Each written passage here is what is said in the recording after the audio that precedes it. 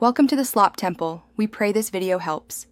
You start by confirming the device shows the Google account verification screen after a factory reset.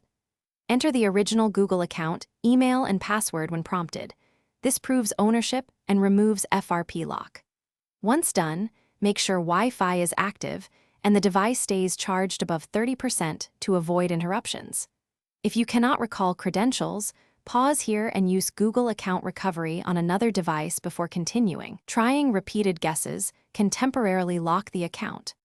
Next, attempt the Google account recovery flow. Use the linked phone number, recovery email, or two-factor authentication device to reset the password, then sign in on the reset phone.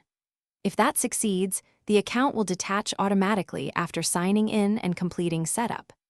If recovery proves impossible, contact the device manufacturer or an authorized service center to request FRP removal.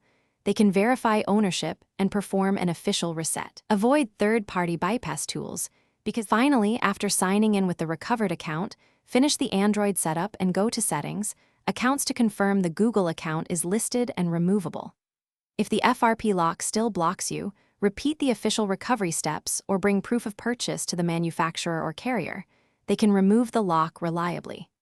A key troubleshooting tip: if you face repeated failures, clear any entered account info, perform a fresh factory reset, then immediately use recovered credentials to prevent cached verification errors.